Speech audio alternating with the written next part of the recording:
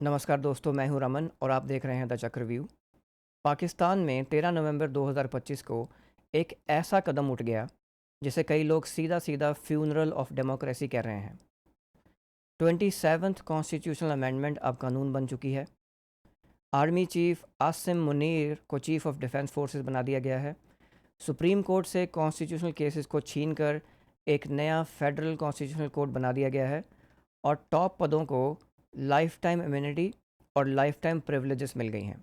अब कागज़ पर तो ये सब पाकिस्तान का इंटरनल मामला है, लेकिन ग्राउंड पर इसका सीधा कनेक्शन है भारत की सिक्योरिटी, एलओसी, टेरर इंफ्रास्ट्रक्चर और पूरे रीजन की स्टेबिलिटी से। आज के एपिसोड में हम इस केओस को सिंपल भाषा में तोड़ेंगे। ये 27th अमेंडमेंट असल में क्या करता है, पाकिस्तान के पावर स्ट्रक्चर में क्या बदल गया और भारत के लिए इसका क्या मतलब है शॉर्ट टर्म और लॉन्ग टर्म दोनों के नज़रिए से। सबसे पहले कॉन्टेक्स्ट क्लियर कर लेते हैं। पाकिस्तान की पॉलिटिक्स ऑलरेडी क्राइसिस मोड में थी। इकोनॉमिक मेल्टडाउन, आईएमएफ की शर्तें, इमरान खान जेल में, पीटीआई का क्रैकडाउन और ऊपर से भारत के साथ सीमित कॉन्फ्लिक्ट ऑपरेशन सिंदूर के समय और उनका खुद का अंदरूनी अनरेस्ट। अब इसी बैकग्राउंड में शहबाज शरीफ की सरकार ने 8 नवंबर 2025 को 27th अमेंडमेंट का ड्राफ्ट कैबिनेट से अप्रूव करवाया। उसी दिन सेनेट में इंट्रोड्यूस किया, 2 दिन में सेनेट से पास और फिर 12 नवंबर को नेशनल असेंबली से भी 2/3 मेजॉरिटी के साथ पास करके और फिर 13 नवंबर को प्रेसिडेंट आसिफ अली जरदारी ने इसको साइन करके कानून बना दिया।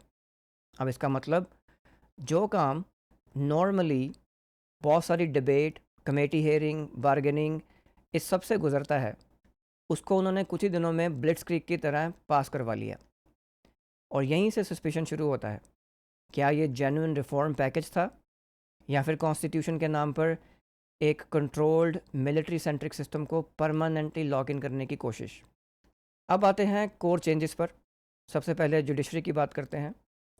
फेडरल कॉन्स्टिट्यूशनल कोर्ट, अब इसके तहत सुप्रीम कोर्ट से कॉन्स्टिट्यूशनल केसेस और फेडरल प्रोविंशियल डिस्प्यूट्स की पावर छीनी गई और एक नया federal constitutional court of Pakistan बना दिया गया। इसके जजेस की रिटायरमेंट एज ज़्यादा है, चीफ जस्टिस का फिक्स 3 ईयर टर्म है और अपॉइंटमेंट में प्रेसिडेंट और प्राइम मिनिस्टर की सेंट्रल भूमिका है। अगर सिंपल भाषा में इसको डिकोड करें तो जो कोर्ट कॉन्स्टिट्यूशन का अंतिम गार्ड था, उसे साइड में करके एक पैरेलल कोर्ट बना दिया गया है जहां एंट्री गेट पर एग्जेक्टिव बैठा हुआ है। अब जजेस की पोस्टिंग की बात करते हैं।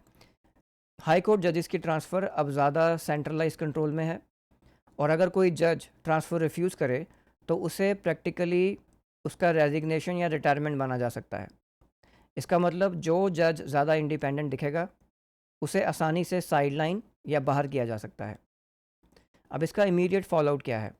अमेंडमेंट पास होने के बाद सुप्रीम कोर्ट के 2 सीनियर जजेस मंसूर अली शाह और अथर मिनल्ला, इन्होंने ओपन रेजिग्नेशन देकर लिखा कि ये amendment serious attack on constitution है और अब जो बचा है वो सिर्फ शेडो है।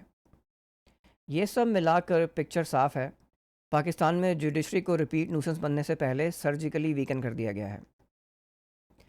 अब सबसे इम्पॉर्टेंट हिस्सा वो है मिलिट्री कमांड। 27th अमेंडमेंट के बाद chairman joint chief of staff committee वाली पोस्ट को अबॉलिश कर दिया गया है। उसकी जगह एक नया title chief of defence forces यानी कि CDF बना दिया गया है और ये पद प्रैक्टिकली आर्मी चीफ के पास ही है। अब इसका मतलब आर्मी, नेवी, एयरफोर्स तीनों की फॉर्मल कमांड एक ही व्यक्ति के अंडर कंसोलिडेट हो जाती है। फील्ड मार्शल जैसे ऑनररी रैंक्स और प्रिविलेजेस अब कॉन्स्टिट्यूशनली रिकग्नाइज हो गए हैं, लाइफ टाइम स्टेटस और इम्यूनिटी के साथ। तो आसिम मुनीर के लिए इफेक्टिवली एक super COAS plus CDF plus life long immunity वाला अरेंजमेंट बन जाता है। अगर हम इसको कॉरपोरेट एग्जांपल से देखें तो समझिए कि एक कंपनी में एक CEO है, बोर्ड है, ऑडिटर्स हैं और रेगुलेटर्स हैं। ये सब मिलाकर कंपनी को चलाते हैं। पाकिस्तान ने बेसिकली कहा, चलो बोर्ड को कमज़ोर कर दो, ऑडिटर्स को साइड कर दो और CEO को ही परमानेंट सुपर CEO बना दो जिसके ऊपर कोई रियल चेक ना हो। यही रीज़न है कि कई पाकिस्तानी एनालिस्ट इसे कॉन्स्टिट्यूशनल कू या फिर martial law in slow motion कह रहे हैं। अब थर्ड लेयर पे आते हैं, वो है फेडरेशन और सोसाइटी। लगभग 40-50 कॉन्स्टिट्यूशनल आर्टिकल टच हो रहे हैं। कई जगह फेडरल गवर्नमेंट को ज़्यादा कंट्रोल मिल रहा है, स्पेशली फिस्कल मैटर्स और NFC अवार्ड से कनेक्टेड चीज़ों पे।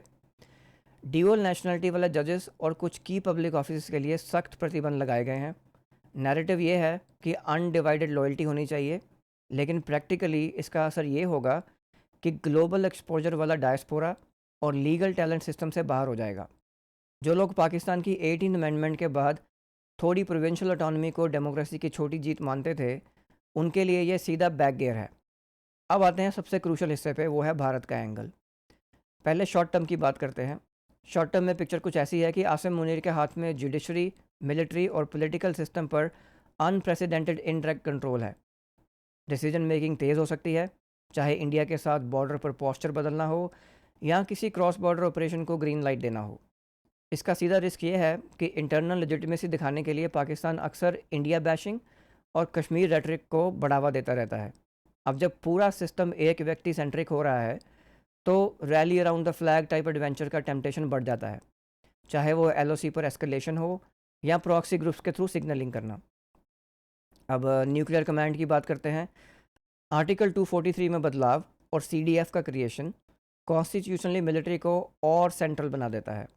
अब भारत के लिए सवाल ये पैदा होता है कि क्या न्यूक्लियर डिसीजन मेकिंग अब और ज़्यादा एक छोटे बंद सर्कल में कॉन्सेंट्रेट हो जाएगी?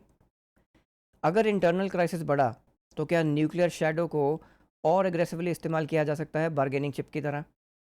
ये सब चीज़ें भारत के स्ट्रेटेजिक प्लानर्स के लिए सिनेरियो प्लानिंग का एक नया सेट खोल देती हैं।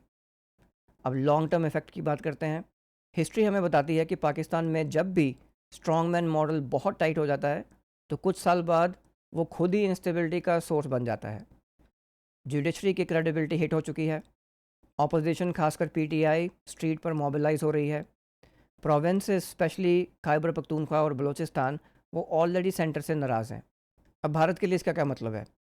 हमारे सामने एक ऐसा पड़ोसी है जो ऊपर से तो स्ट्रॉन्ग कंट्रोल दिखाता है, लेकिन अंदर से एंगर, रिजेंटमेंट और इकोनॉमिक कोलैप्स की आग में जल रहा है। ऐसे सिस्टम ज़्यादा रिस्क प्रोन होते हैं। कभी सडन कोलैप्स, कभी अचानक बॉर्डर पर डाइवर्जन की कोशिश, कभी किसी तीसरे देश की तरफ टिल्ट करके बार्गेनिंग करना। तो अब भारत को क्या करना चाहिए? मेरी दृष्टि से इंडिया के लिए 3 स्पष्ट प्रायोरिटीज़ हैं। पहला, काम बट फर्म पोस्चर। हाइप में ना फंसें, लेकिन एलओसी, इंटरनेशनल बॉर्डर और मैरीटाइम डोमेन पर सर्वेलेंस और डेटरेंस और मजबूत होनी चाहिए। दूसरा, डिप्लोमेटिक सिग्नलिंग। ग्लोबल फोरम्स में ये साफ दिखाना ज़रूरी है कि पाकिस्तान में जो हो रहा है वो सिर्फ इंटरनल लीगल रिफॉर्म नहीं है, बल्कि रीजनली डिस्टेबलाइजिंग ऑथोरिटेरियन ड्रिफ्ट भी है। इंटरनल रिजिलियंस, भारत की खुद की। अंत में ये हमारी बेस्ट डिफेंस, हमारी own economic strength, defence preparedness और डोमेस्टिक कोहिजन का सवाल है। अगर भारत अंदर से स्ट्रॉन्ग और कॉन्फिडेंट रहेगा, तो किसी भी तरफ झुकता हुआ पाकिस्तान हमें स्ट्रेटेजिकली रैटल नहीं कर पाएगा।